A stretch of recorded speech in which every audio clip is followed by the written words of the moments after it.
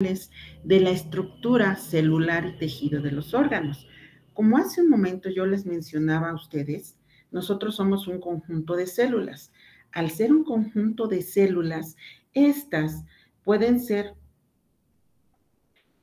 estas pueden a nosotros irse modificando. Como pueden irse modificando, sabremos en determinado momento qué es lo que está sucediendo.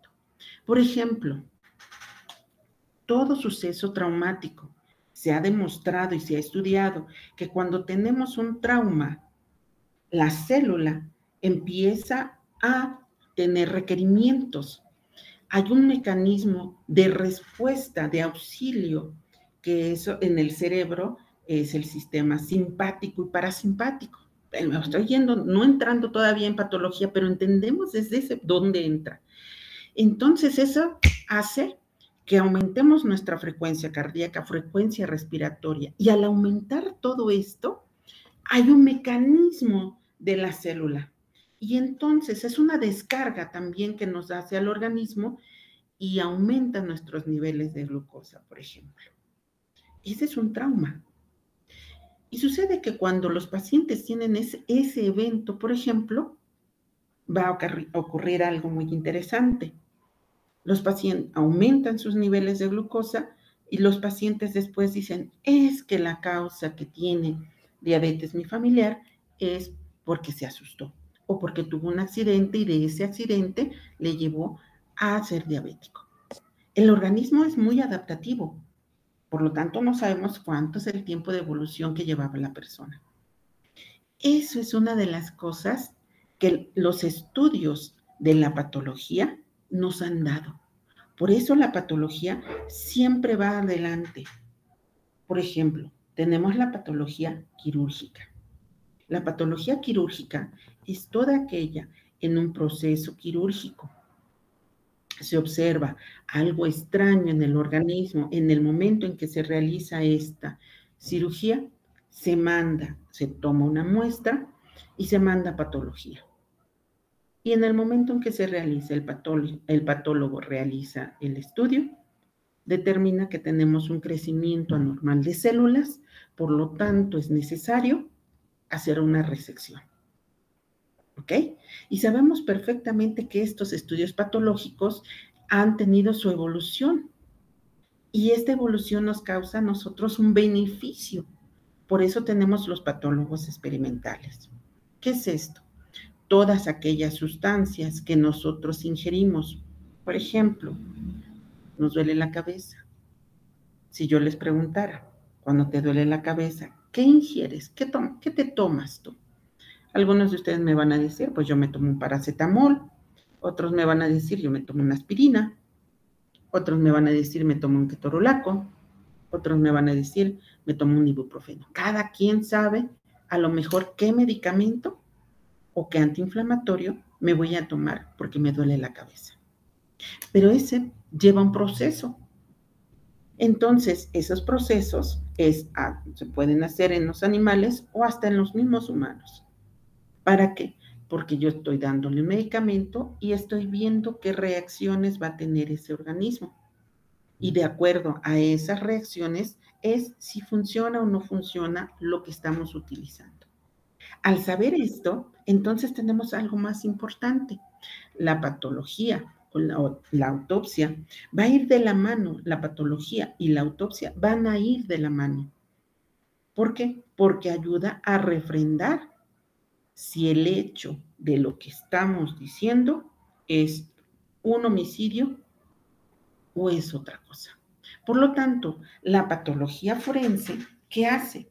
Coadyuva a identificar o resolver por medio de técnicas patológicas qué es lo que le sucedió a la persona. Y entonces nosotros tenemos ya una etiología. Podemos definir la etiología que nosotros tenemos es una suicida, una homicida, que son las bases primordiales para nuestro estudio. ¿Ok? Entonces tenemos eventos accidentales, claro, o tenemos una duda razonable que es un infarto, o una muerte súbita. La persona tiene un infarto y por lo tanto vamos a tener o determinar cuál es la causa que lo llevó. Por lo tanto, patología forense siempre debe de responder a algunas preguntas. ¿Cuál es la causa de la muerte? ¿Cuáles entonces son las circunstancias que llevaron a la muerte? Y esas circunstancias nos dan esta etiología. Al saber esto, entonces podemos, primero, la célula no engaña.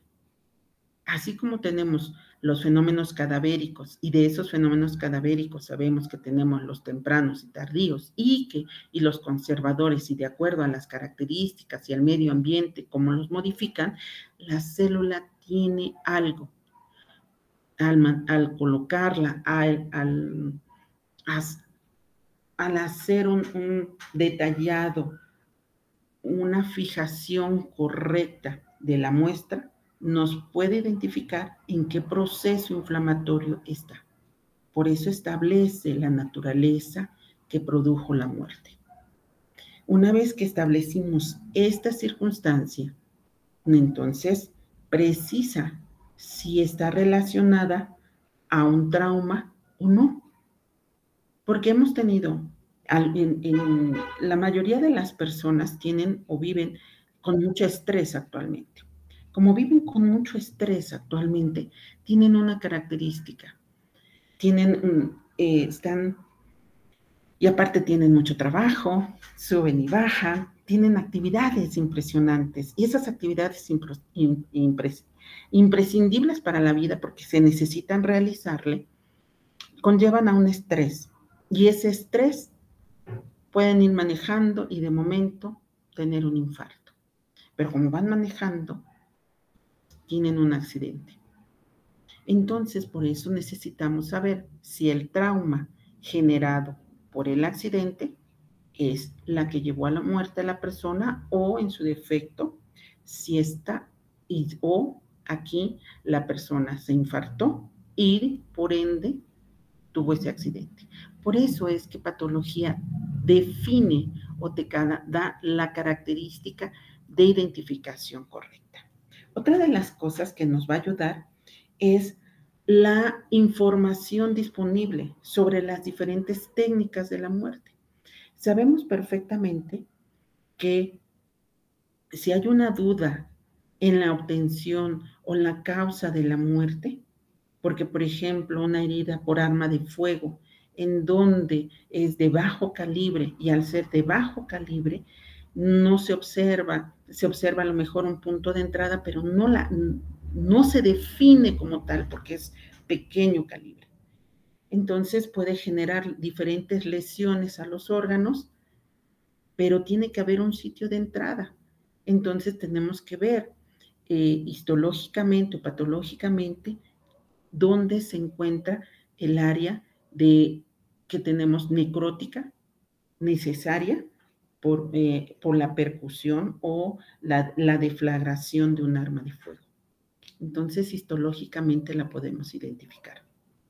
Por eso es que, ¿cómo rodearon a la muerte? Entonces, tenemos que identificar, una vez estableciendo este tipo de parámetros, tenemos los tipos de mecanismos. ¿A qué me refiero a esto? A qué circunstancias, o precisar correctamente cómo se llevaron las secuencias de los eventos. Entonces, si fisiológicamente nosotros tenemos una cascada de la inflamación, esta cascada de la inflamación va a reaccionar desde el momento en que tenemos un trauma. Entonces, si esa cascada nos va demostrando desde el momento en que hay ese trauma, esa respuesta nos puede decir si fue premortem o postmortem, o si esas lesiones son las que llevaron a la muerte de la persona. Entonces, eso es muy importante, porque cada uno de los mecanismos tenemos esto, diferentes patologías que nos llevaron a la muerte. Esto es, por ejemplo, en el caso de que yo tenga un cadáver y de ese cadáver tenemos diferentes tipos de lesiones. De ese tipo de lesiones, pues tenemos diferentes contusiones. De ese tipo de contusiones, tenemos también una herida provocada por arma blanca. Entonces tenemos que identificar estas patologías, todas las patologías, todas las lesiones que tiene, ¿son las que llevaron a la muerte de la persona? No. La herida que tenemos por arma blanca, ¿llevaron a la muerte? No. ¿Qué otra cosa nosotros podemos tener? Entonces, identificamos el tipo o la causa de la muerte de la persona, porque muchas veces las contusiones no son las generadoras de una muerte de una persona, pero si a este le agregamos que tiene una herida o una fractura, hundimiento, entonces ya tenemos una explicación o un agregado o sobreagregado del diagnóstico. Por eso patología tiene que saber si las primeras lesiones son o no causales de la muerte. Otra cosa es identificar si hay violencia o no hay violencia de los diferentes tipos de lesiones. Esta violencia que nosotros tenemos nos hace a nosotros la posibilidad de identificar qué tipo de lesiones presenta la persona. En traumatología, recordemos siempre que en traumatología tenemos las heridas que son provocadas por contusiones, por arma de fuego, por arma blanca, o en su defecto, si tenemos un accidente automovilístico o tenemos un atropellamiento. Entonces, ¿qué causales son? La violencia del mecanismo. Y si estas estas lesiones pusieron en peligro la vida o la función de un órgano. Porque en patología tenemos que identificar ese punto tan pequeñito. ¿Por cuál? Algo muy importante que vamos a ver más adelante es el edema o la inflamación. La descarga que nosotros tenemos adrenérgica o la descarga que nosotros vamos a tener, ese mecanismo siempre va a tener un proceso de inflamación. Ese proceso de inflamación va a salir en el momento en que tenemos lesiones. Por lo tanto, cuando tenemos esas lesiones que nos están generando, que me están generando a mí una lesión, golpes de cualquier tipo, ya sea mano, con un palo, con, no sé, ustedes pueden pensar con una silla, con lo que ustedes gusten. Ese tipo de contusiones que yo voy a presentar o que el cadáver presenta, histológicamente nos demuestra si es premortem o postmortem por la cascada de inflamación. Entonces, estos mecanismos van a determinar la evolución. Si esta evolución o este tipo de lesiones que tenemos, evolutiva de la misma, genera a nosotros un proceso normal de evolución de la lesión. Todas las lesiones generadas por golpes o generadas por arma de fuego o generadas por arma blanca o por el tipo, la cinemática de lesiones que nosotros tenemos, que se presenta en el cadáver, en la persona, en ese cuerpo, siempre tienen una evolución. Y por lo tanto, esa evolución nos va a nosotros a permitir identificar microscópicamente, sí, o macroscópicamente, cómo se presentan las lesiones. Recordemos que va a variar siempre, siempre en qué anatómicamente, qué mecanismo lesivo es la que se presenta. Les decía yo al principio, no es lo mismo que sea un golpe con un puño cerrado, por ejemplo, o con la mano abierta, o también si fue generado, por ejemplo, con un martillo o en su defecto fue con otro tipo de armas. Esto determina siempre los agentes causales, independientemente de la marca. Nosotros sabemos que en medicina forense, las lesiones que se presentan en el cadáver, estas son marcas que nos permiten a nosotros saber si utilizaron un palo, si utilizaron un bat, por ejemplo, si utilizaron un puño o si en el puño tenía algo, por ejemplo, un anillo, dejan la marca. Entonces, histológicamente a nosotros nos vamos a ratificarlas. Las dudas que en este tipo son muy importantes. ¿Por qué? Porque patológicamente precisa o identifica si esas lesiones son las que causaron la muerte a la persona. Si, por ejemplo, nosotros tenemos una asfixia mecánica por suspensión, pero al hacer la determinación tenemos una duda, pero no es la causa de la muerte la suspensión, sino fueron los golpes generados. O, por ejemplo, tenemos una agresión por arma de fuego. La agresión por arma de fuego, la lesión que presentaba, ¿fue la causa que llevó a la muerte?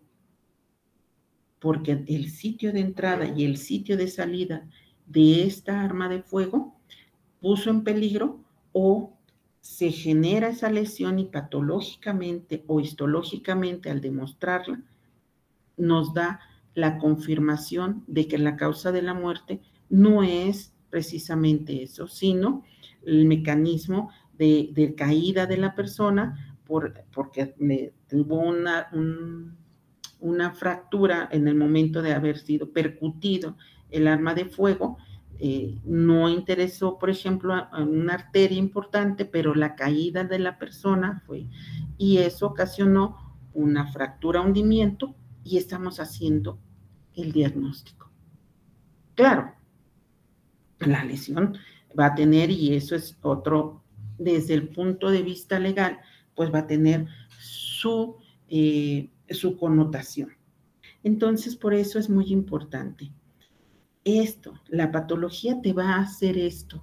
También en accidentes terrestres, aéreos, marítimos, porque eso es algo que ustedes mismos a veces en las noticias luego nos dicen que fue un error humano, por ejemplo, o que fue una falla mecánica, pero cuando estamos desde el punto de vista patológico, ahí identificamos qué es lo que le ocasionó a la persona. O, por ejemplo, ya sabemos separar que no fue un suicidio, sino fue un homicidio. Entonces, esto nos ayuda a nosotros a poder definir esto. Patología, eso hace. ¿Cuándo nosotros podemos hacer esto? Bueno, cuando nosotros en México lo podemos hacer, en México ha ido incrementándose cada día más la ayuda de la patología. La patología forense entra en México en los años de 1960 aproximadamente. Entonces ha ido creciendo con el paso de los años, pero muchas veces en ciertos lugares no se tiene un patólogo.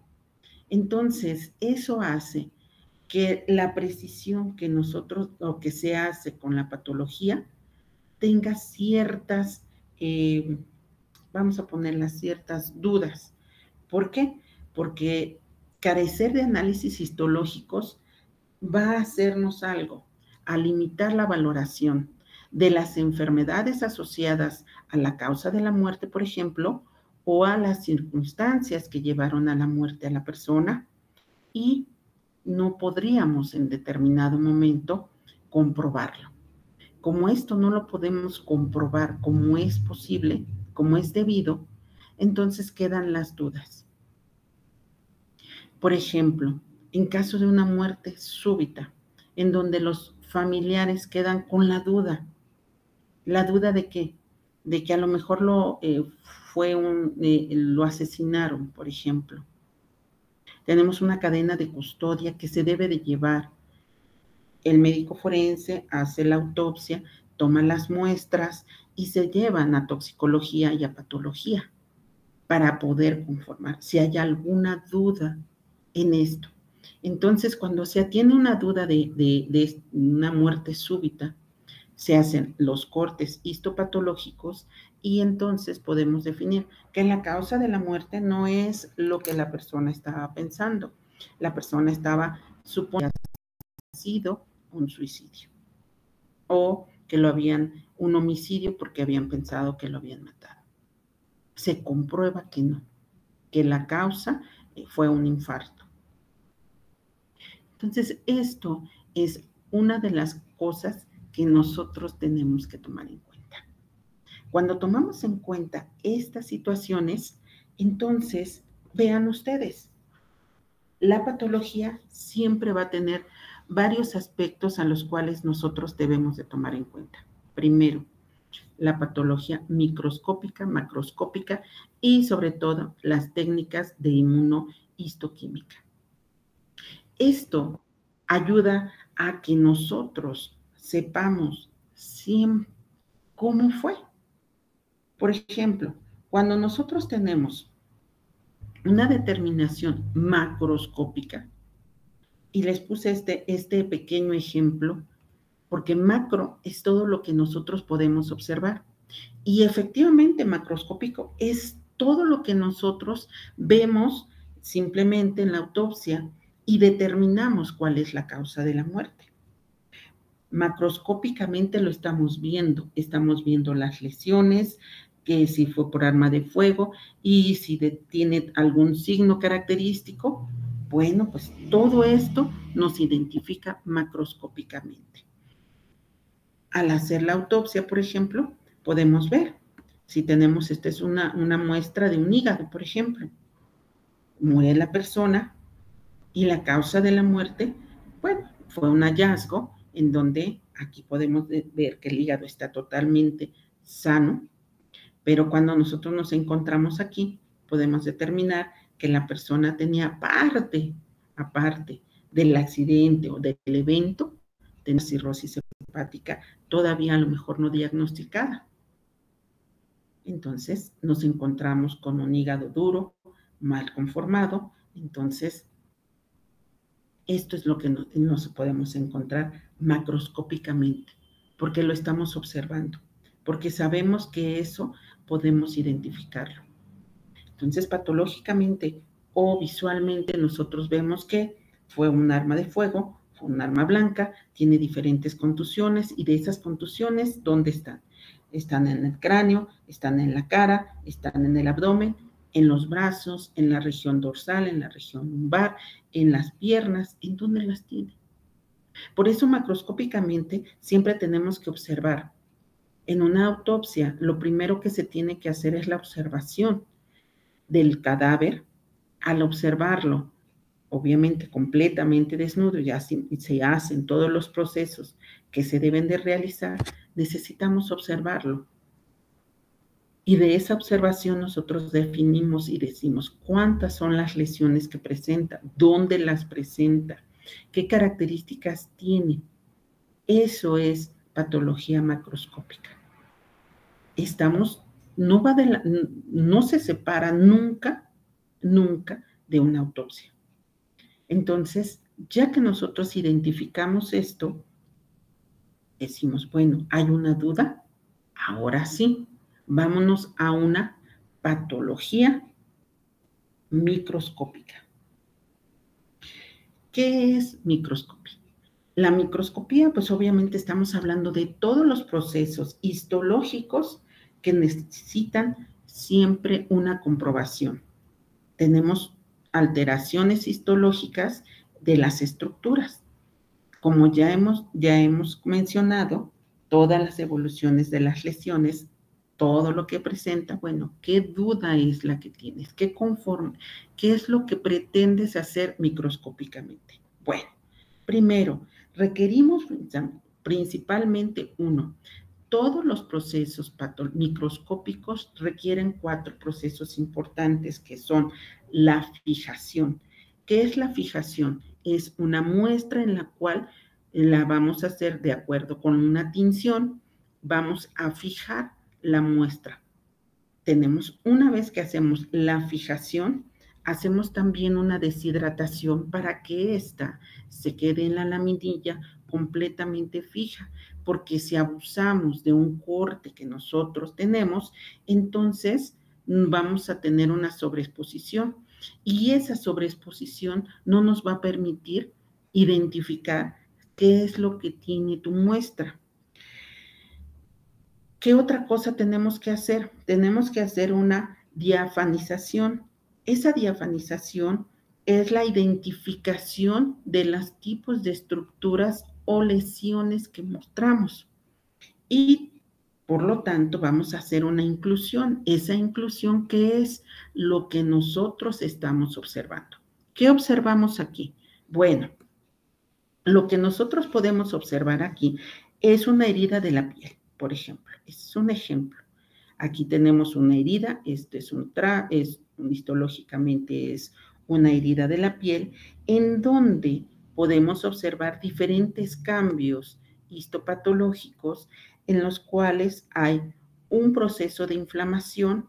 Este proceso de inflamación hay un grado de edema por congestión y esto haya algo que se llama importante, que vamos a tener una infiltración o inflamatoria. Este es un proceso que siempre vamos a tener.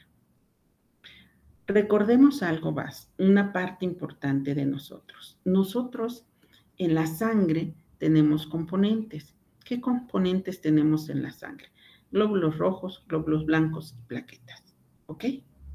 Entonces, cuando nosotros tenemos un evento traumático, ese evento traumático, microscópicamente, vamos a tener un proceso de inflamación. Este proceso de inflamación se utiliza para determinar, aquí les puse algo que es sencillito para que ustedes me entiendan. Se utiliza para tratar de determinar si una lesión fue ocasionada mientras la persona estaba viva o muerta. ¿Por qué? Porque la inflamación, cuando nosotros, y como les decía yo hace un momentito, tenemos glóbulos rojos, glóbulos blancos y plaquetas, los leucocitos son los primeros que van a reaccionar.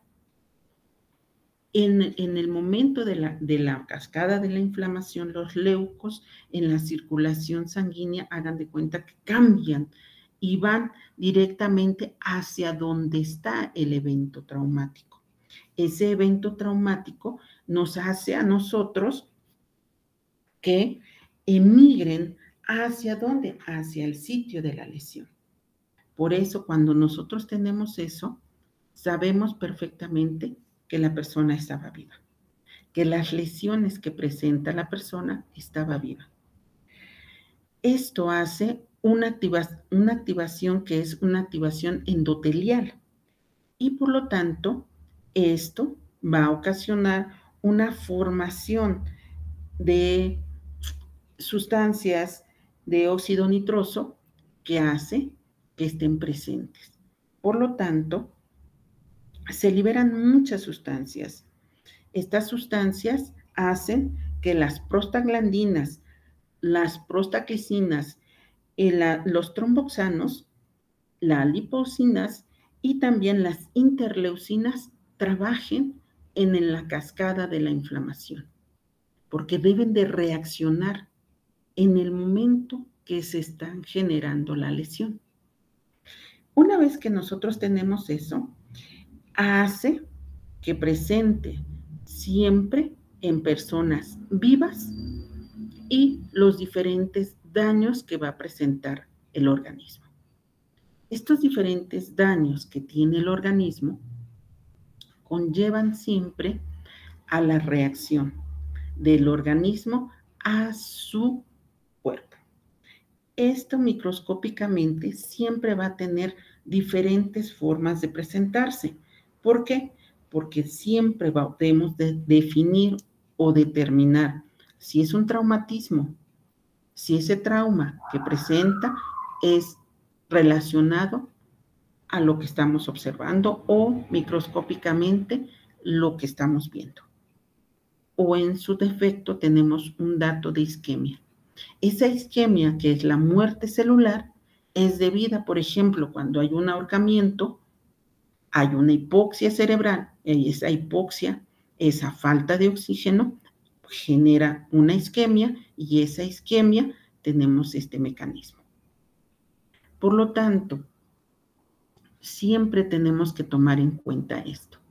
Las lesiones que presenta todo cadáver evolucionan de acuerdo al tiempo que han generado las lesiones. ¿A qué me refiero? Por ejemplo,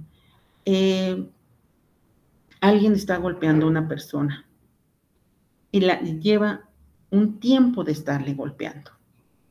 Entonces, la isquemia, la hipoxia, se presenta en las heridas.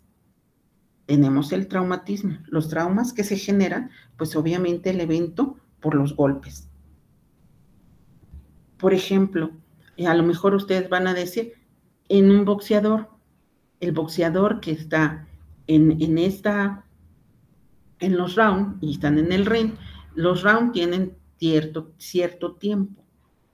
Entonces, cuando nosotros estamos viendo, si ustedes han visto el boxeo, tienen su tiempo y reciben los golpes la persona.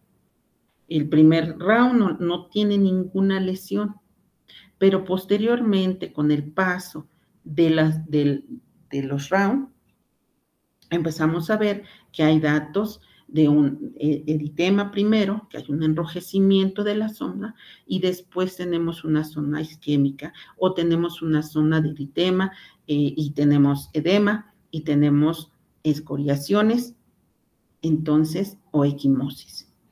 Eso es de acuerdo a la evolución de los traumas generados por los golpes durante los procesos de la pelea de box. Exactamente es esto. Esa respuesta inflamatoria siempre va a llegar y por lo tanto nos va a permitir a nosotros identificar la causa. Porque, por ejemplo, se ha visto en casos sigo con el box, que por ejemplo están boxeando, va en el segundo, el quinto round, sexto round, y de momento golpea a la persona y cae la persona. Y al caer, cae inconsciente. Entonces no reacciona, es llevado a un hospital y entonces ven que tiene una hemorragia cerebral y que la evolución va a depender de la persona, cómo va reaccionando. Eso es un traumatismo. Eso es lo que hace microscópicamente cómo lo vamos a ir observando. Y eso lo vemos en la piel, lo vemos en el cerebro, si nosotros tomamos una muestra. Pero esas muestras que se hacemos en el cerebro, pues obviamente estamos hablando que la persona ya murió. O en el corazón, en los pulmones, porque tenemos que identificar cuál fue la causa de la muerte. O por ejemplo, cuando no tenemos ningún evento traumático. La persona va corriendo, está jugando fútbol, va corriendo y de momento cae. Dicen, pero si era una persona de alto rendimiento, que le gustaba correr, que hacía mucho ejercicio, que tenía una vida saludable, una alimentación lo mismo, no tenía ningún consumo de ninguna sustancia ilegal. ¿Cuál fue? Bueno, pues entonces ahí esta respuesta inflamatoria que nosotros tenemos ocasionó esa isquemia. Y esa isquemia, la muerte de la célula. Y por lo tanto, muere la persona. ¿Alguna duda, pregunta, algo hasta el momento?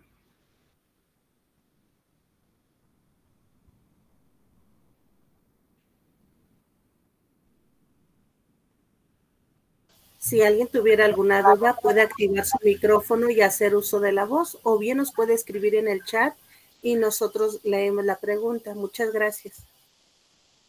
Muchas gracias, maestra. Maestra Erika, muchas gracias. Bueno, entonces, bueno, yo les pregunto porque a veces dicen, uno habla de términos y dice, bueno, pues a ver, ¿qué es esto? Bueno, entonces, esto es algo muy importante. Entonces, ¿qué pasa? Para entender esto, tenemos que tomar en cuenta que un evento traumático va a vencer siempre la resistencia del tejido. ¿Por qué? Porque tenemos una resistencia y una energía cinética. Entonces, esto nos generará a nosotros una lesión de acuerdo a los golpes. Muy importante y pareciera algo que a veces tomo en cuenta muy importante. El grosor, por ejemplo, de la piel. El grosor de la piel no es lo mismo la piel de una persona joven a los extremos de la vida. Esos extremos de la vida, que son los adultos mayores y los niños, su grosor de la piel es mucho más delgado. Claro, intervendrán siempre otros factores, el estado nutricional de la persona, la raza, si tiene alguna enfermedad preexistente que ayude a que altere, por ejemplo, el mecanismo normal de la inflamación. Bueno, entonces por eso es muy importante esto. Los tejidos siempre van a ceder de acuerdo a su resistencia. Entonces, cuando tenemos lesiones múltiples, esta resistencia, por obvias razones, va tarde o temprano a romperse. Y al romperse, da como resultado diferentes manifestaciones microscópicas. Podemos tener isquemia, hipoxia, edema en diferentes áreas, lo que nos da a nosotros el diagnóstico de microscópicamente cuál tiene más evolución y cuál es la que tiene menor evolución. Ante esto, nosotros podemos identificar o podemos decir las primeras lesiones, que eso es algo muy interesante y muy importante, por ejemplo, cuando tenemos que dar un dictamen de la mecánica de lesiones. Si nosotros hacemos histológicamente la determinación de esa manera, la mecánica de lesiones va a ser mucho más sencilla, porque podemos identificar el grado de edema que presenta o inflamación que presentan las diferentes lesiones y con eso podemos decir, esta tiene más tiempo y esta no. Entonces, de acuerdo a la evolución, ¿qué es lo importante que nosotros tenemos que tomar en cuenta? ¿Cuánto tiempo voy a tomar en cuenta para que estas lesiones vayan evolucionando? Bueno, si la persona está viva, entonces estamos hablando de 2 a 4 horas en promedio para la evolución de la cascada de la inflamación. Entonces, con ese tiempo, por eso es que les digo, por ejemplo, en casos de tortura, en donde la persona es sometida a diferentes tipos de traumas en el cuerpo, en diferentes zonas, bueno, pues con esto podemos decir, bueno, estas son las primeras lesiones, estas son las segundas lesiones, o este es el conjunto de todas las lesiones que presenta la persona. Por eso, los mediadores químicos son algo importante que nosotros tenemos. ¿Qué es un mediador? Son todas aquellas en la cascada de inflamación van a estar presentes. Esa cascada de inflamación tenemos, ya a grandes rasgos les dije que cómo los leucos intervienen en esto. Ahora, tenemos algo que son los preformados. Son todos aquellos que se presentan, son gránulas de secreción que se presentan siempre en las lesiones. En las iniciales, en las lesiones iniciales vamos a tener gránulos de secreción. Esas primeros golpes vamos a tener esto. Cuando nosotros tenemos este tipo de lesiones o tenemos los preformados, van a reaccionar siempre.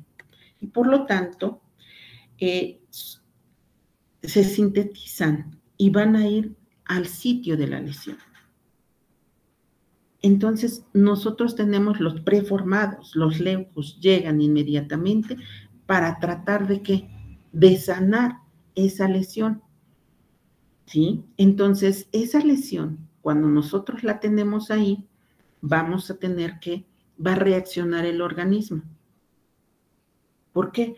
Porque, por ejemplo, nosotros, los leucocitos, llegan al organismo y estos leucocitos van a reaccionar en las primeras lesiones y en las siguientes lesiones, y en la segunda, tercera, cuarta, quinta lesión, va a estar mientras la persona esté viva. Si la persona ya murió de acuerdo a la cantidad de golpes o de traumas que presenta, ya no vamos a tener esto. Entonces, estos mediadores químicos ya no van a estar presentes en ninguna otra lesión. Porque aunque sigan presentándose, por eso es que a veces cuando nosotros vemos las lesiones, nosotros vemos el sangrado, ¿está presente? Sí, está presente. No está presente ya. Entonces, ¿qué no vamos a ver? No vamos a ver sangrado, no vamos a tener el líquido de continuidad, que eso nos hace a nosotros saber. Las heridas se pueden ver con bordes nítidos, bien conformados, con una alineación, pero no hay salida de sangre. Entonces, ya no tenemos estos. ¿Qué otros mediadores o qué otras sustancias, qué nos identifican ellos? Siempre nos van a identificar el grado de edema. El grado de edema siempre va a estar la dilatación que van a tener los vasos sanguíneos. Y otra, la congestión vascular. Y yo les decía hace un ratito, ¿cuánto tiempo voy a tener presente ya en los mediadores? Los mediadores se presentan de 4 a 8 horas. ¿Qué nos lo pueden modificar? Nos lo pueden modificar muchas cosas. Primero, si tenemos en la cascada de coagulación, de inflamación, no entra la sangre. Recuerden ustedes, eso es otra cosa.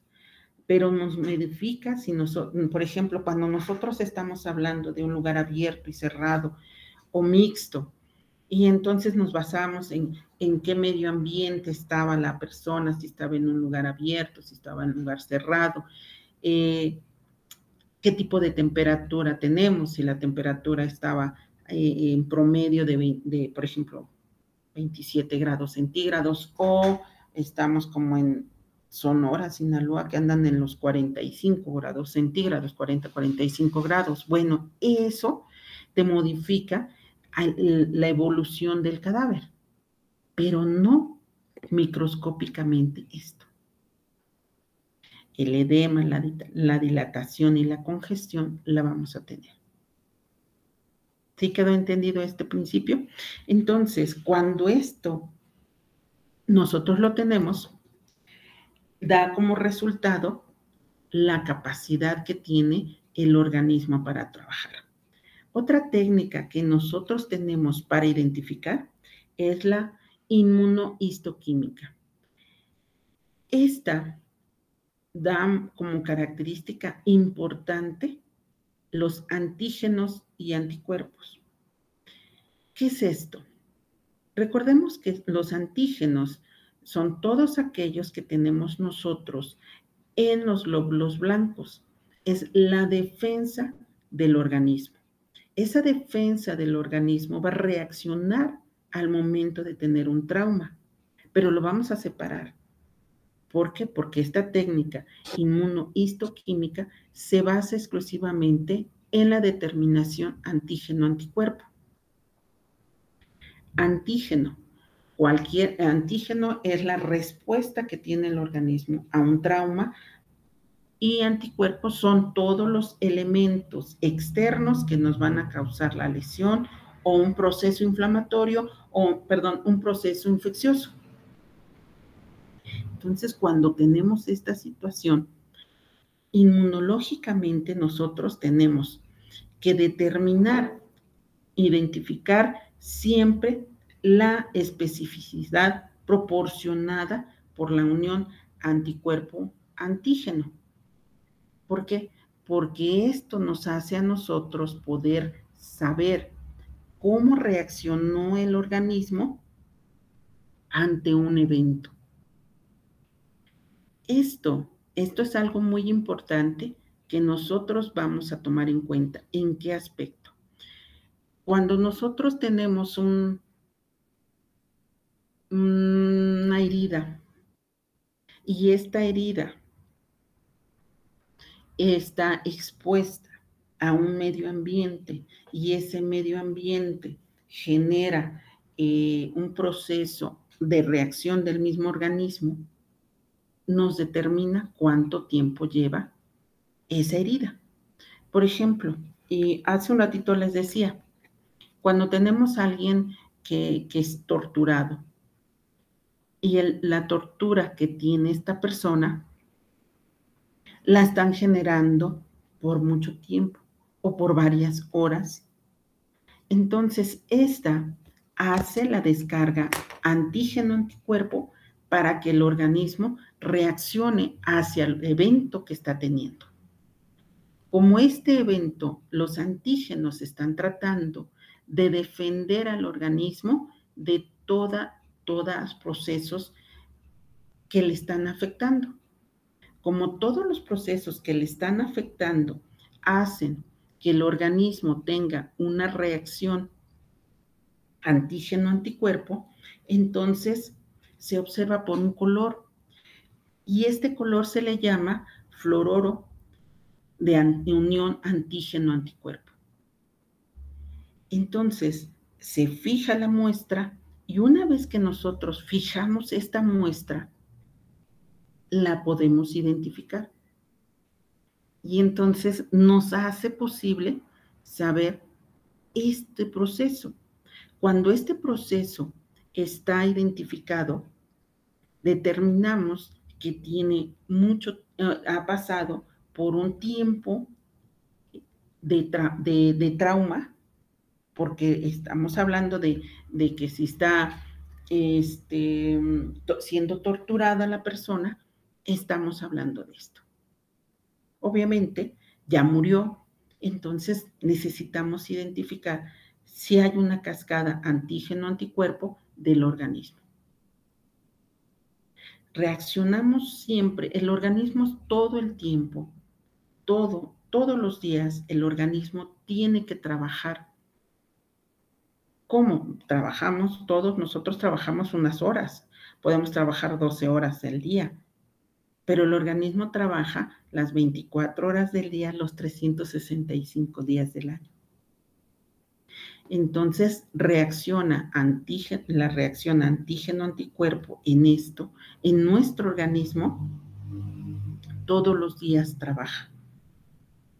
¿Por qué? Porque nos tiene que defender tanto de todos los agentes virales, bacterianos, parasitarios, micóticos, y todas las toxinas que nosotros podemos enfrentarnos en nuestra respiración, por ejemplo.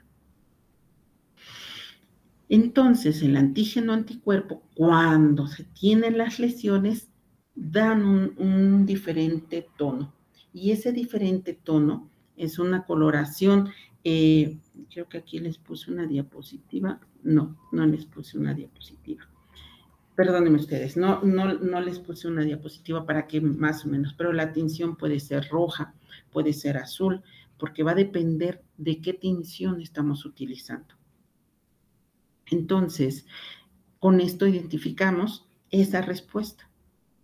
O, por ejemplo, cuando nosotros tenemos una persona que tiene un proceso, y al principio de la plática les decía, bueno, cuando tiene una persona, tiene un susto, aumentan los niveles de glucosa, y esto porque es una respuesta inmediata al trauma que tiene o a la impresión que tiene, porque aquí no hay ningún trauma, no hay ningún accidente, sino a la impresión de ver, por ejemplo, un accidente, y ese accidente fue tan súbito y y tan impresionante a la persona que sube los niveles de glucosa.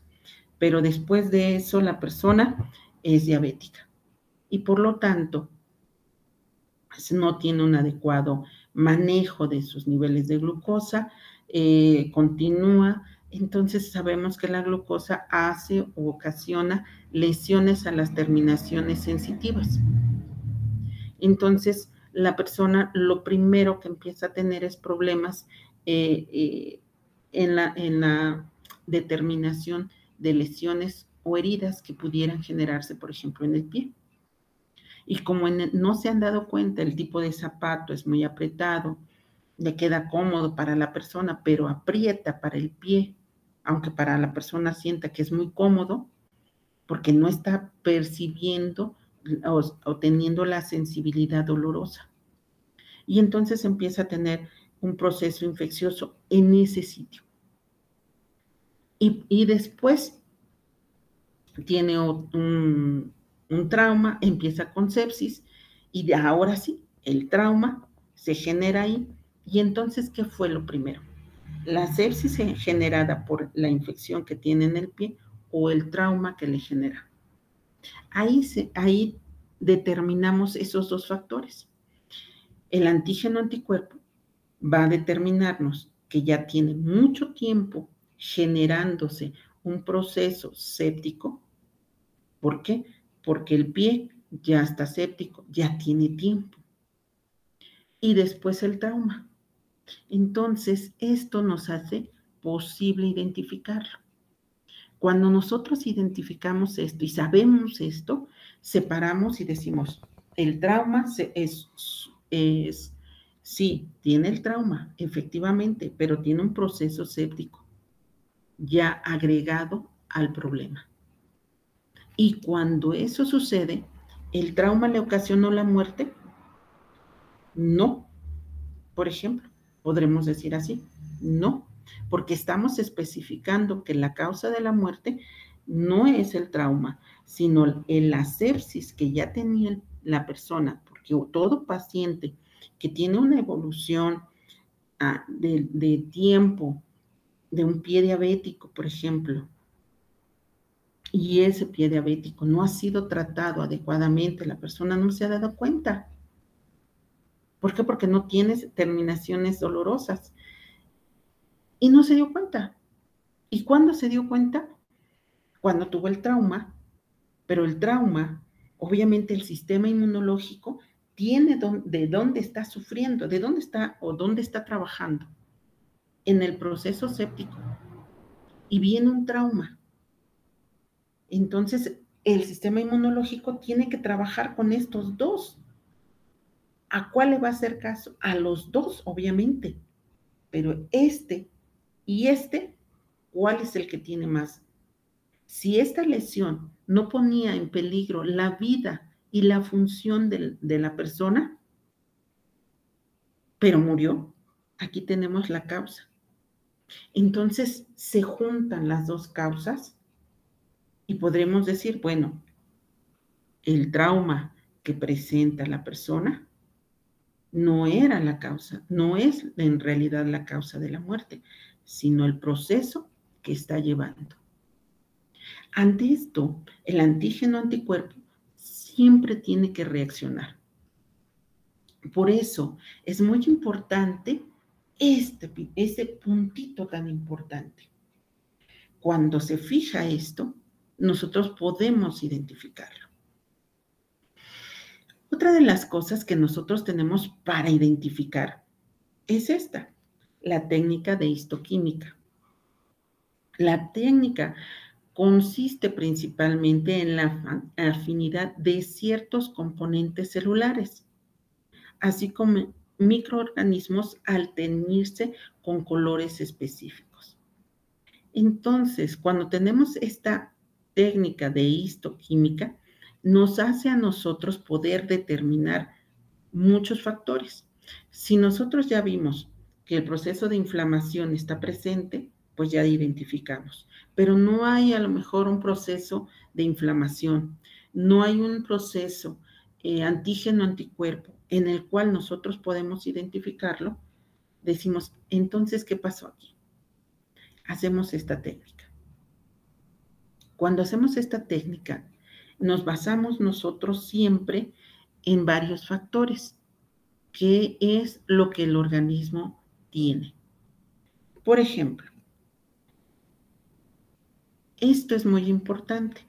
Determinamos algo de acuerdo a la tinción de hematocilina y eosina, nos ayuda a identificar las características, forma y estructura celular de un tejido. Entonces, si nosotros tenemos un proceso en el cual el tejido está siendo afectado, pero no nos damos cuenta que ese tejido se está afectando, entonces vamos a tener esta característica o vamos a tener esta estructura, este daño en el tejido. Por ejemplo, nosotros tenemos, y les mencionaba otro caso, si la persona tiene un infarto cerebral, pero la persona iba conduciendo, tiene el accidente, un accidente automovilístico. De este accidente automovilístico hay lesionados. Ok, estoy totalmente de acuerdo de las lesiones. Se hace entonces la autopsia de la persona. Se ve que no tiene una lesión a simple vista, que los tejidos aparentemente están normales. Entonces, se hace la determinación y entonces se determina que el tejido presenta alteraciones en su estructura. Por lo tanto, con esto podemos identificar que hay una lesión en el cerebro y que esa fue la causa primordial de la muerte.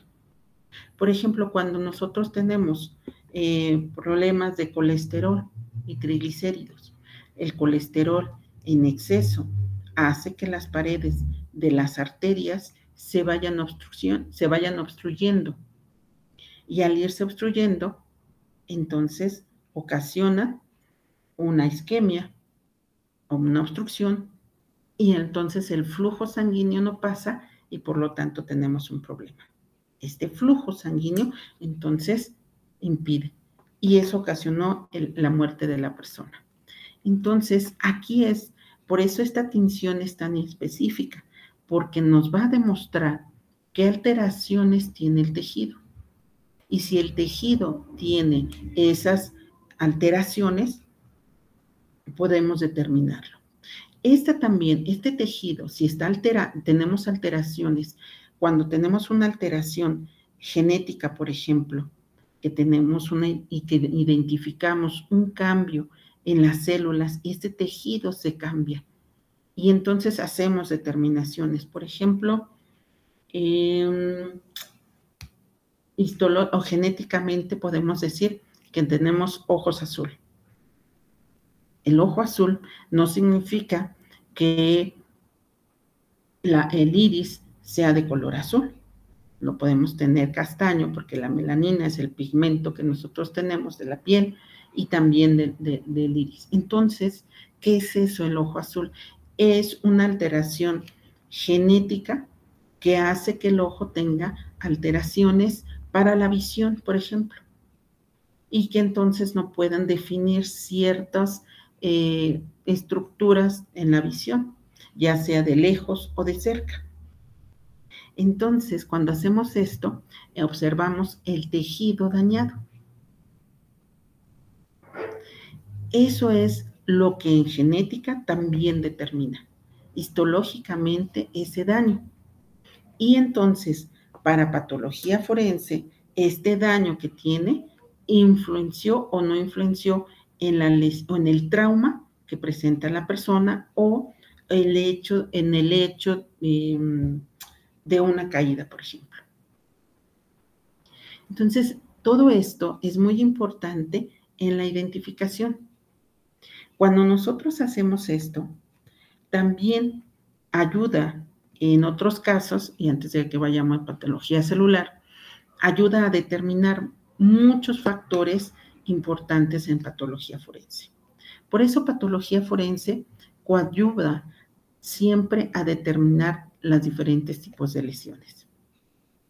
Si esto nosotros le diéramos más auge, porque no va separada, la cadena de custodia pudiera confirmarse con una determinación patológica, ayudaría mucho para resolver todos los casos que se dijeran, tenemos una duda razonable en la cual la persona no es la que generó las lesiones. Aquí la conformamos, aquí se identifica perfectamente bien. Pero sí, si me dicen es que el costo-beneficio, el beneficio es muy amplio, el costo sí. El costo se tiene que tener los métodos de tinción, los microscopios, todos los tipos de microscopios eléctricos que pudieran a nosotros darnos la oportunidad de identificar. Por eso hay que tener microscopios de barrido, entonces una transmisión eléctrica. Entonces, ¿por qué? Porque toda en el aspecto microscópico se da este tipo de identificaciones. Entonces, cuando nosotros tenemos esto, es importante siempre terminar y de identificar el tejido dañado, por ejemplo, en casos de algún problema que se identifica que el tejido tiene, por ejemplo, tuberculosis. Y eso es en aspectos muy importantes. Por eso es que la patología siempre tiene la manera de poder identificar. En patología forense identificamos las lesiones. Se sabe qué tipo de lesiones con precisión. Y al saber esto, podemos nosotros dar el diagnóstico. Todos los patólogos sabemos que así como hay peritos particulares, los médicos forenses tienen que llegar siempre a una audiencia, y esta audiencia es demostrar lo que tú estás viendo o lo que tú estás realizando. Por lo tanto, si nosotros hacemos una determinación patológica, confirmamos todo lo dicho. ¿Ok? Una de las cosas importantes que también nosotros debemos de tomar en cuenta en esto es que la patología forense va a determinarnos o ayudarnos a no tener la duda razonable que yo les decía hace un momento. Nos dice y decimos, es correcto, los tipos de lesiones que presenta en el orden que ustedes puedan presentarlo, en ese orden nosotros tenemos que irlo identificando paso a paso. ¿Ok? Cuando nosotros hablamos ahora de patología molecular, aquí es algo muy importante. Y les decía hace un momento, cuando nosotros tenemos es en el diagnóstico preciso de la enfermedad. ¿Vieron ustedes? Se diagnostica inmunológicamente, histológicamente, cómo está la cascada de inflamación, cómo es un tejido, cómo se daña, y ahora vamos molecularmente hablando hacia una enfermedad. Cuando la enfermedad esta enfermedad nos da a nosotros un proceso importante de identificación. ¿Por qué? Porque la célula siempre va a tener un código de información. ¿Dónde lo sacamos? Recordemos siempre que en la molécula, en la célula, tenemos algo que se llama ADN. Entonces, el ADN es un método de identificación independiente a patología forense. Ya tenemos una forma de identificación de las lesiones. Y ahora sí, podemos identificarlo por medio de la célula. Recordemos que no requerimos un tamaño muy grande. Requerimos una estructura de un grosor necesario para que no se altere ni se modifique la luz. Cuando nosotros tenemos la luz en el microscopio y nosotros, por ejemplo, hacemos un experimento sencillo, un experimento porque lo voy a meter aquí. Si nosotros tenemos una laminilla y de esa laminilla colocamos una gota de sangre, pero colocamos una gota de sangre lo suficientemente grande y a la hora de fijarla, se barre completamente y no observamos nada. ¿Qué sucedió ahí? Porque aunque tenemos una adecuada luz por medio del microscopio, esta no se puede observar. Por eso la fijación es tan importante. La fijación nos permite a nosotros ver los procesos inflamatorios o los procesos o los cambios histológicos que se están presentando en esa laminilla. Recordemos que siempre en las laminillas los vamos a hacer siempre por recuadros. De esos recuadros, nosotros vamos a tomar un cuadrito y ese cuadrito vamos a ver qué alteraciones tenemos. ¿Qué es lo que estamos observando en el microscopio? Si esos recuadros es como en la fotografía forense que nosotros hacemos un cuadrado y de ese cuadrado colocamos 1, 2, 3, 4, 5 y después hacemos ABCD, igual es aquí. Hacemos un cuadrado de la laminilla y empezamos a hacer, tomamos un recuadro y de ese recuadro empezamos a ver qué es lo que presentamos, qué es lo que se observa en ese recuadrito. En ese recuadrito tenemos que ver anticuerpos, tenemos que ver la cascada de inflamación, pero dependiendo de la tinción a la cual esté yo trabajando, ¿ok? Entonces, eso es lo que yo voy a observar. Ya una vez que nosotros observamos, podemos identificar si hay alguna enfermedad existente ahí. ¿Por qué? Porque damos datos de isquemia y esos datos de isquemia no son generados por la lesión que presenta o el trauma que presenta, sino es principalmente por la evolución misma de una enfermedad preexistente. Entonces, ahí es la patología molecular. La patología molecular nos identifica estos tipos de problemas. Ya que nosotros tenemos estos diferentes tipos, y aquí pareciera que estoy tomando una laminilla aquí, pero esta laminilla, una ventaja que tenemos en las laminillas es que se conservan. Se fija la laminilla y por lo tanto tenemos manera de identificar y manera de conservarla. Podemos fijarlas, podemos tomar fotografías y ya tenemos nuestra laminilla, lo que estamos hablando y lo que estamos identificando. Por ejemplo, y es una situación importante, si nosotros tenemos una duda en un caso que, por ejemplo, en un caso que pudiera suceder en donde se sospecha que tiene un cáncer de mama, no se manda patología, la muestra, en el proceso quirúrgico no se manda patología para que hagan el rastreo. Un caso que les voy a comentar ahorita es ese. Se ve alteraciones macroscópicamente en una persona viva, se ve que hay unas alteraciones en la mama, porque el pezón empieza a cambiar de forma, se ve hundido, retraído, porque eso es lo único que se observa macroscópicamente. Se hace la mastectomía radical junto con todos los ganglios y de esos ganglios se tienen 33, por ejemplo, muestras de ganglios diferentes.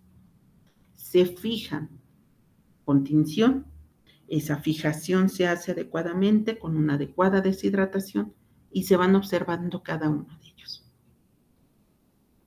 ¿Y qué pasa? Que empezamos a observar y observar y observar y no se observa nada en las primeras 10 muestras patológicas. Entonces dicen, no, pues es que no tiene cáncer. Se sigue observando y se llega a uno de las laminillas, a una sola laminilla en donde se identifica un SEA ductal. Dentro de las fibrosis mamarias, por ejemplo, tenemos tres tipos, lobar, lobulillar y ductal. El ductal es, ya desde hace muchos años se sabe que es causal de cáncer de mama, pero solamente en una laminilla.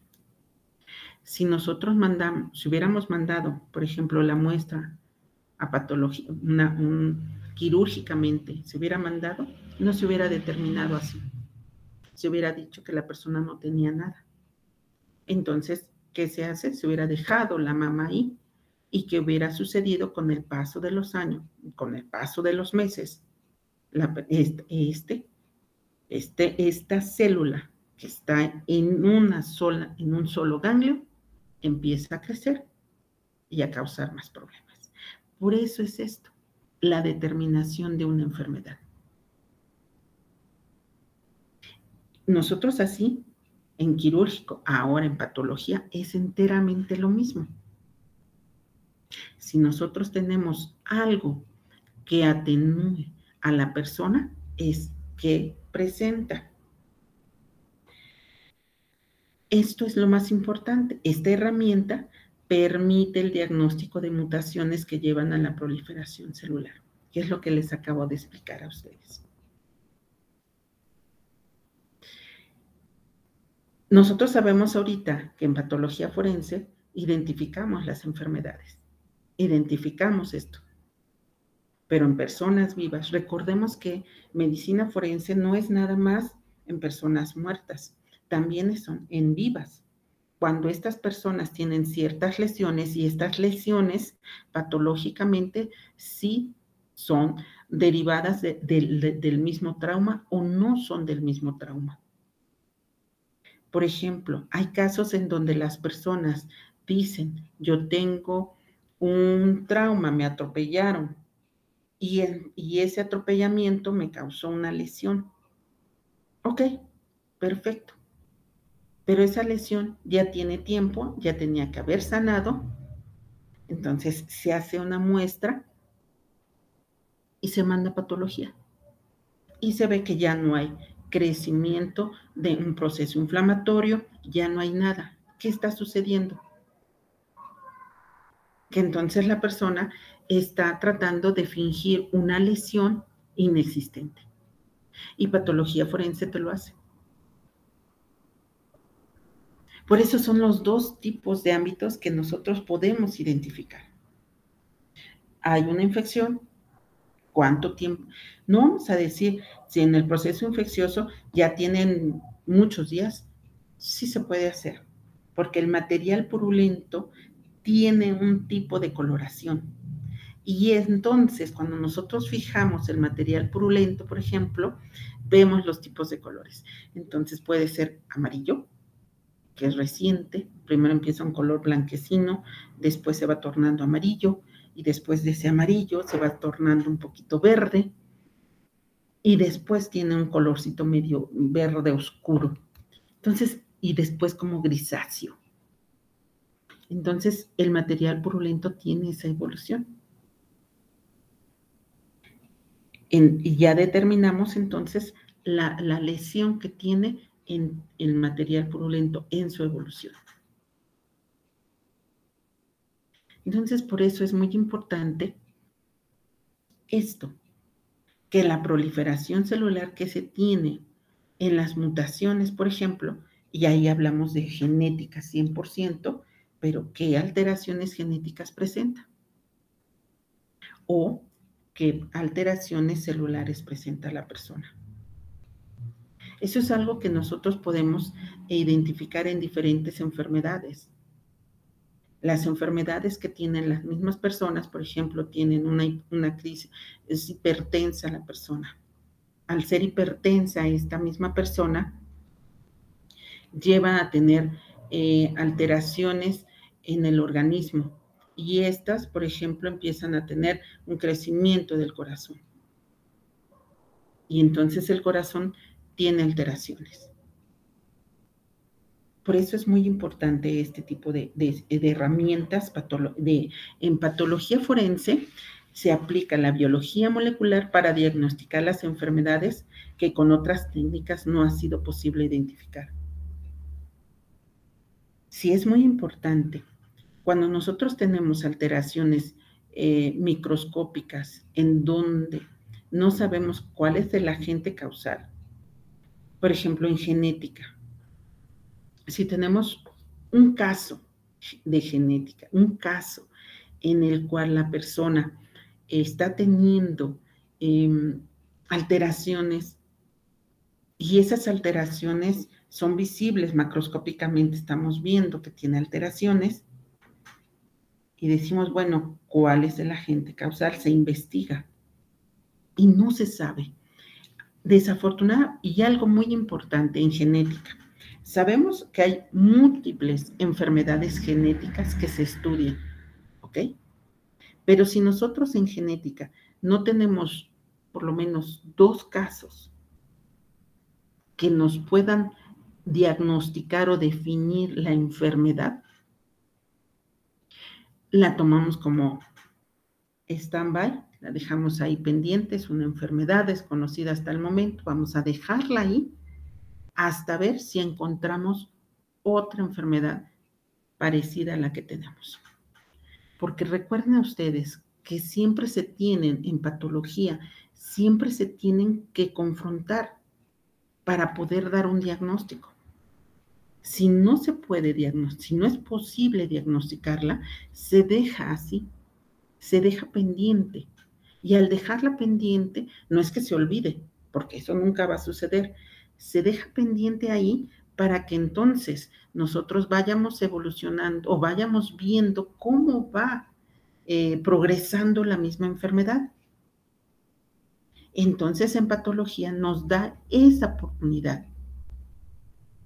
Tenemos enfermedades, la evolución de las enfermedades, así como nosotros tenemos en las autopsias, se determinan enfermedades.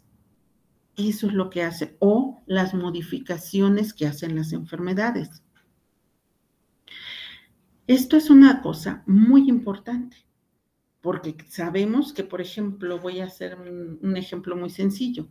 Las personas que tienen apendicitis, sabemos que es la evolución o la inflamación del apéndice, y esta va a tener diferentes manifestaciones. Una, dolor inicia, ¿no?, a nivel de epigastrio, en la molestia, y posteriormente ese dolor va bajando y se va localizando en fosa ilíaca derecha, que tiene un signo que se llama McBurney positivo, que tenemos el signo de talón positivo, el signo de la ola positivo, y ya sabemos diagnosticar apendicitis. ¿Ok? Eso es lo que nosotros hacemos. Eso es lo que la patología te va identificando. ¿Y cómo sabes eso? Bueno, porque cuando se retira el apéndice, se estudian los cambios que tiene la misma.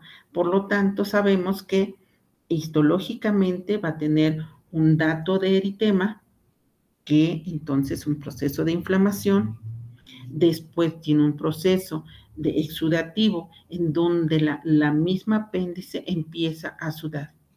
Y esto es el líquido libre en cavidad, es el que si no se quita, y después se necrosa el apéndice, pero si no se quita este líquido libre en cavidad, entonces se vuelve un proceso séptico.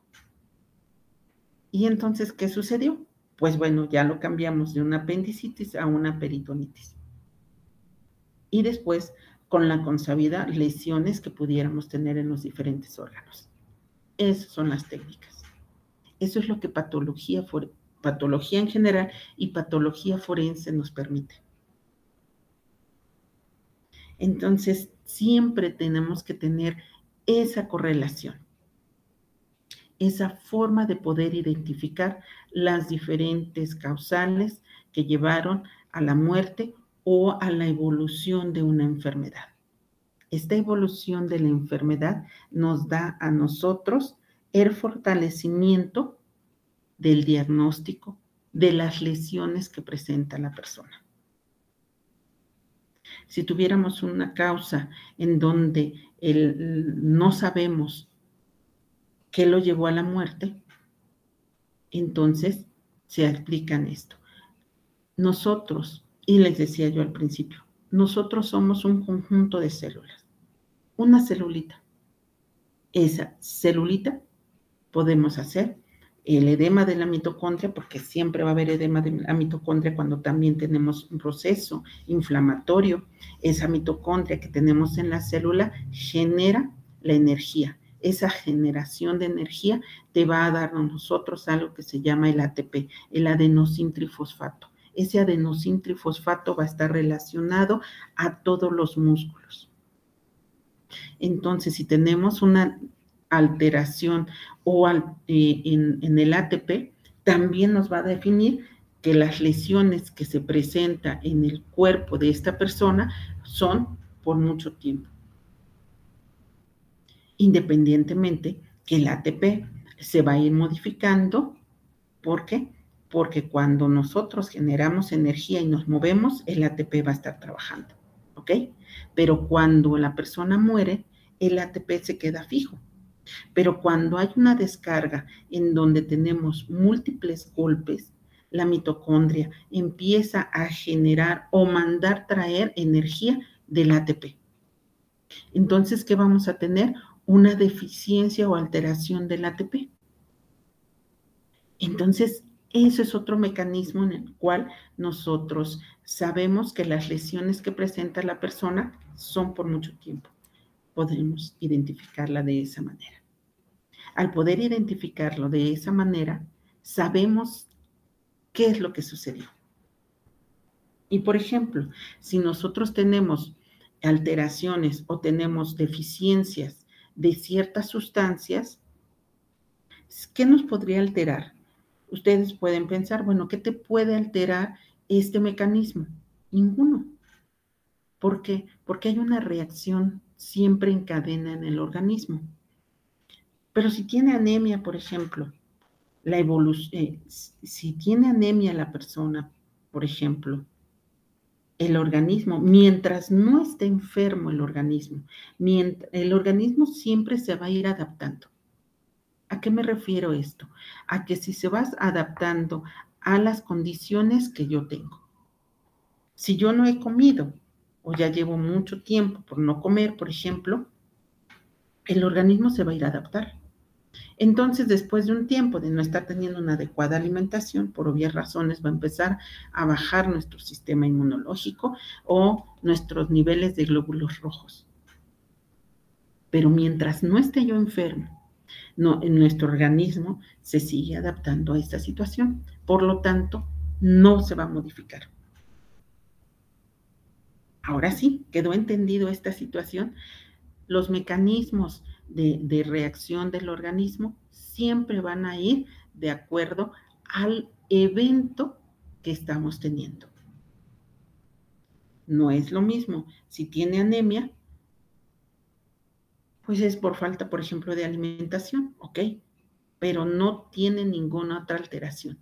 Por lo tanto, las plaquetas, los leucocitos, están bien.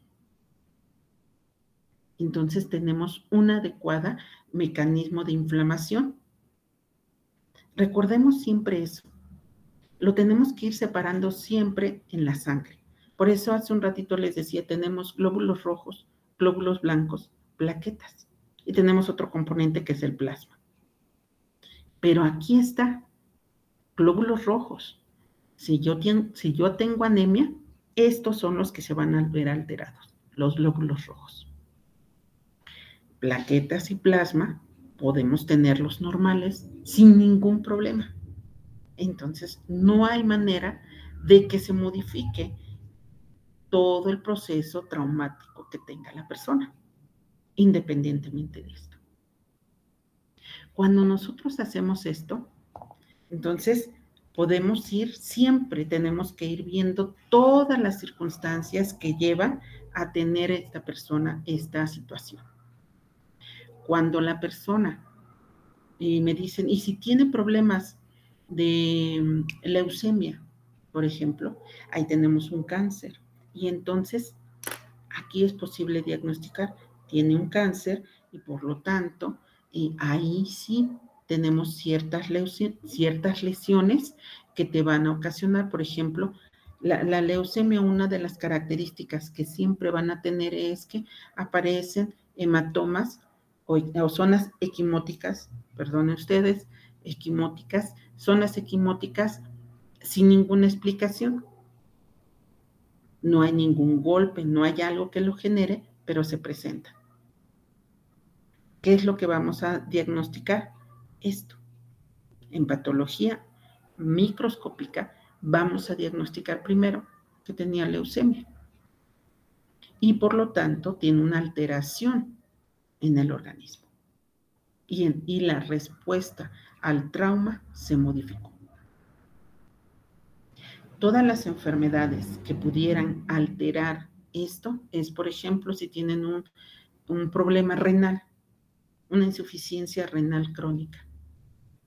Una insuficiencia renal crónica en los riñones por sí solos tienen múltiples funciones.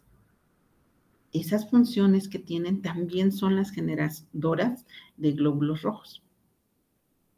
Entonces estos pacientes van a tener alteraciones en la sangre. Y ahí sí, ellos bajan sus niveles de hemoglobina y va el paquete completo. ¿A qué me refiero? Glóbulos rojos, glóbulos blancos y plaquetas. ¿Por qué? Porque una parte, un órgano macizo que tiene la función de generar glóbulos rojos o la estructura sanguínea como tal, no la está formando. Aunque tenemos otros órganos que ayudan como reservorio, como es el vaso, el sistema hematopoyético en los huesos largos, entonces, y el hígado.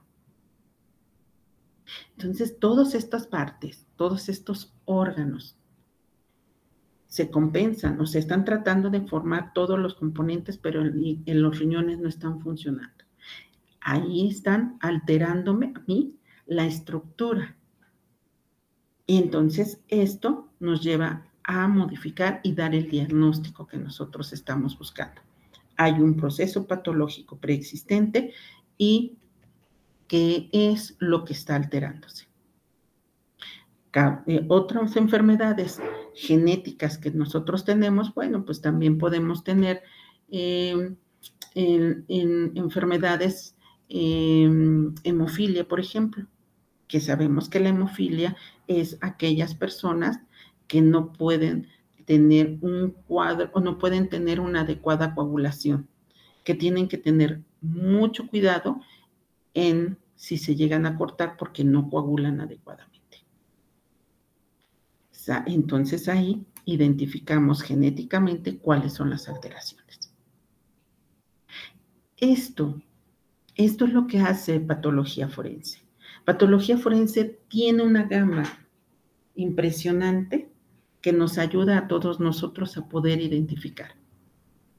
Si nosotros hacemos un adecuado, porque eso sí es muy importante, una adecuada fijación de la muestra, tenemos eso.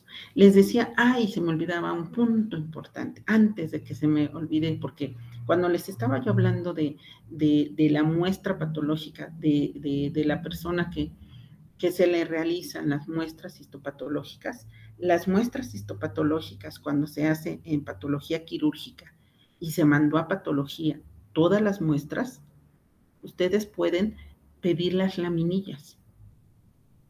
Esas laminillas son en la que ellos, si tienen una duda, por ejemplo, es que no estoy de acuerdo en lo que me están diciendo, en el diagnóstico que le dieron a mi familiar. Aquí cambié drásticamente, perdónenme ustedes, pero me quedé me acordé de ese punto que no les dije. Estamos en cirugía, se hace la muestra patológica, se hace la determinación, te hacen tu reporte patológico. Y en ese reporte patológico te dan toda la explicación. Y ya, te quedas. Bueno, tú puedes solicitar tus laminillas. ¿Por qué? porque muchas veces esa duda yo tengo, la puedo llevar. Tus laminillas, como ya están fijas, ya no se van a mover, ya no pasa nada. Entonces, las puedo llevar con otro patólogo para que las investigue. Y con eso podemos saber que lo diagnosticado en patología es correcto. Entonces, esa es una de las cosas que sí tenemos que tomar en cuenta. Que nunca nos debemos de quedar con la idea de que el reporte histopatológico que tenemos es nada más y ya. Tenemos la oportunidad de tomarlo. Si nosotros, por ejemplo, en patología forense solicitaran esas muestras se pueden tomar, se pueden dar porque están fijas. Pero acá es una cosa muy diferente. En patología, si nosotros la damos, estamos jugando una cosa muy importante. Esto es un caso médico-legal. Por lo tanto, no podemos pedirlas, no podemos entregarlas, no podemos dar el reporte a las familias y decir, el reporte se da histopatológicamente al Ministerio Público que está solicitando esas muestras. Aquí sí no. En este caso no, pero sí podemos hacer la identificación histopatológica y demostrar con fotografías, con laminillas, cuál es el proceso normal que estamos teniendo. Y ahora sí, explicamos todo lo que acabamos de ver para poder decir cuál es la causa de la muerte. Pero quirúrgicamente, ustedes pueden solicitarlo. En muchos patólogos, y he tenido oportunidad de ver esa situación, muchos patólogos dicen, ¿para qué lo quieres? Y muchas veces decimos, porque quiero saber o identificar o determinar lo que estamos viendo.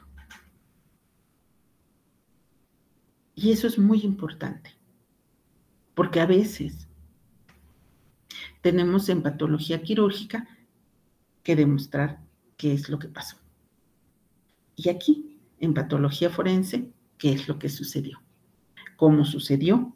Y ahora sí, respondemos las preguntas que nos hacemos. Primero, ¿cuál es la causa de la muerte? ¿Qué lo llevó a la muerte de la persona? Las circunstancias, contestamos las circunstancias del fallecimiento y ahora sí, ¿cuál es la etiología?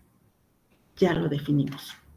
Y una vez que definimos esta situación, podemos decir, por ejemplo, la causa de la muerte súbita fue un origen cardíaco. Y aquí tienen una laminilla en donde se observa el dato de isquemia a nivel celular. Entonces, la causa del accidente no fue algo que lo provocara, sino el infarto que tuvo la persona en ese momento llevó a tener ese accidente. Por eso es muy importante esto. Esto es muy importante para todos, para toda la ciencia forense.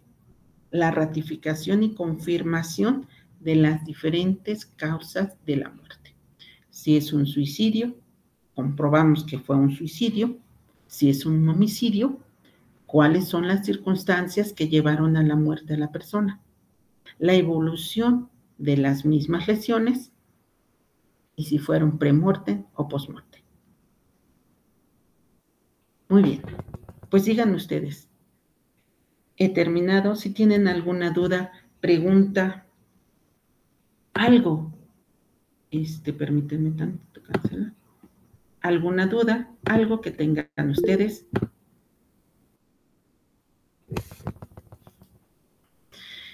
Doctora, hay una pregunta en el chat.